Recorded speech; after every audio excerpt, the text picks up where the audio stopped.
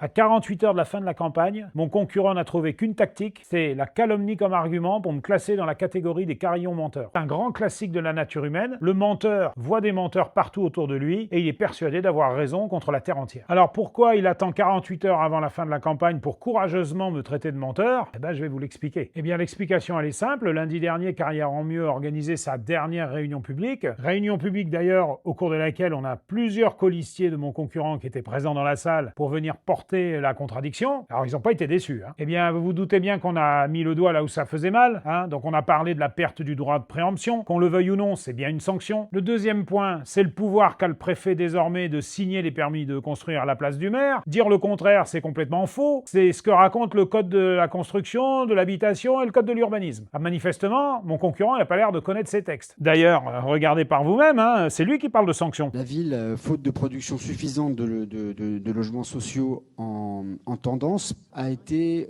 sanctionnée par l'État qui l'a carencé, c'est-à-dire considérant que la production était donc pas suffisante. Alors, ce qui est croustillant dans cette affaire, c'est qu'en fait, nous, on n'invente rien. On reprend les propos de notre concurrent et on les cite. Ça, le mensonge, c'est dans sa bouche. Vous le verrez comme moi, au conseil municipal, mon concurrent, il explique bien que c'est une sanction. Donc si on est sanctionné, c'est qu'on s'est mal comporté, donc il a été puni. C'est quand même un comble, quand on est le représentant de la commune, de se faire sanctionner par le préfet. Une autre explication du fait que mon concurrent perde ses nerfs à la fin de la campagne, c'est parce qu'on lui explique que le préfet a la possibilité, s'il le souhaite, de signer les permis de construire à sa place. Et ça, il n'a pas l'air de bien vouloir le comprendre. Mais vous pensez bien que le préfet, il a ce pouvoir dans la main et il va pas se gêner si le maire le bloque. Alors, minimiser le fait qu'on ait perdu le droit de préemption, qui est quand même un des pouvoirs importants de la ville, je pense pas que ce soit une tactique intelligente dans une campagne électorale. Et donc, comme le reste, on en a la preuve.